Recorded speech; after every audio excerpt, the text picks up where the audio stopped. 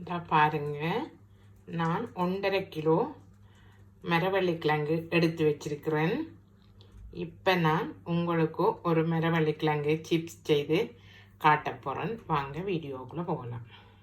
இதை பாருங்க, மரவள்ளிக்கிழங்கெல்லாம் இப்போ நான் வெட்டி எடுத்துட்டேன். இனி நான் கழுவி உப்பு போட்டு மஞ்சள் போட்டு எடுக்க போகிறேன். எடுத்துட்டு காட்டுறேன். இந்த பாருங்க, இப்போ நான் உப்பு அரைக்கரண்டி போட போகிறேன். பிறகு போட்டுட்டு காணாட்டி திரும்ப போட்டு எடுக்கலாம். இப்போ மஞ்சள் அரைக்கரண்டி போட போகிறேன். போட்டு மிக்ஸ் பண்ணிட்டு ஒரு 10 நிமிஷம் விட போகிறேன்.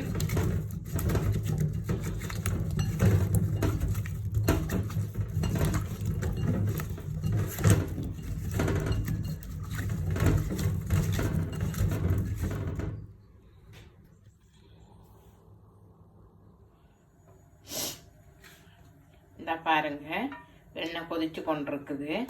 இப்போ நான் கிழங்கு எல்லாம் இதுக்குள்ளே போட்டு பொரிக்க போகிறேன்.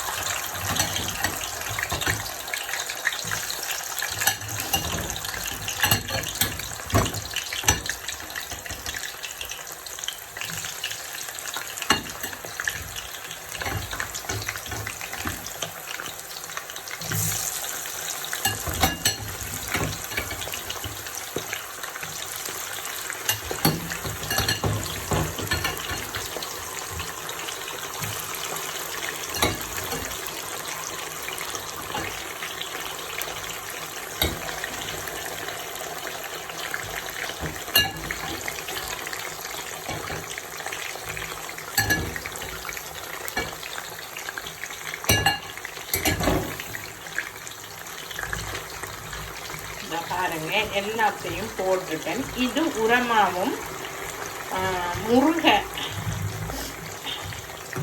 பொரிக்க கூடாது.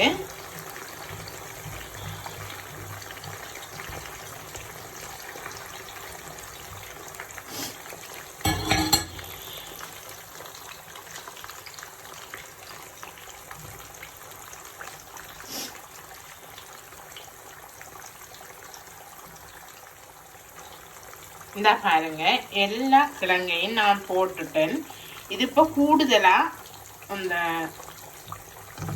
பெரிய அளவில் பொரியக்கூடாது. அவிஞ்சும் அவியாத மாதிரியும் பொரியணும். உள்ளுக்குள்ளே கொஞ்சம் அவிஞ்சா சரி, மேலால் பொரிஞ்சிருந்தா போதும். இதை நான் இப்போ போட்டுட்டேன். இனி பொரிய விட்டு இறக்கும்போது காட்டும். இந்த பாருங்க, பொரிஞ்சு கொண்டிருக்குது. இதை நான் இனி இறக்கி எடுக்க போகிறேன். இது ஒருக்கா மைந்தானன் தான் கேட்டிருந்தார், இது ஒருக்கா வீடியோ செய்து போடும்படி. இப்போ நீங்கள் மைந்தானன் இதை பார்த்து நீங்களும் செய்யுங்க. இதை பாருங்க, நான் இப்போ இறக்கி எடுக்க போகிறேன்.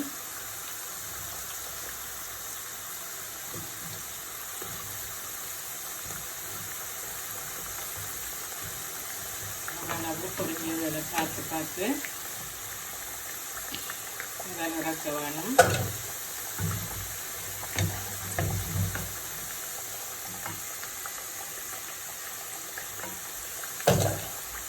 இறக்கிட்டு காட்டு. இந்த பாருங்க, இறக்கி எடுத்துட்டேன். இதுக்குள்ளே இனி கூனித்தூள் போட்டு மிக்ஸ் பண்ண போகிறேன்.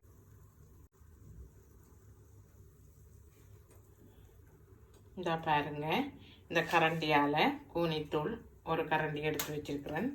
இப்போ நான் இதுக்குள்ளே போட்டுட்டு மிக்ஸ் பண்ணி விட போகிறேன்.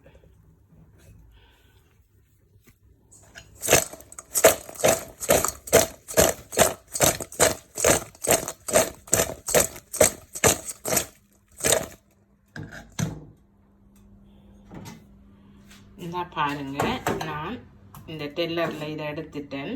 இதுக்கு கொஞ்சம் தக்காளி சம்பல் பச்சை மிளகாய் வெங்காயம் எல்லாம் போட்டு தக்காளி எல்லாம் போட்டு ஒரு சம்பல் செய்திருக்கிறேன். இப்போ அதை எங்களோட பக்கம் இப்படி மேலால் தூவி தருவாங்க, நல்ல டேஸ்டாக இருக்கும். இப்போ இப்படி தூவி எடுத்து சாப்பிடலாம். இது இப்போ முடிஞ்சுது. நீங்களும் இதே மாதிரி செய்து பாருங்கள்.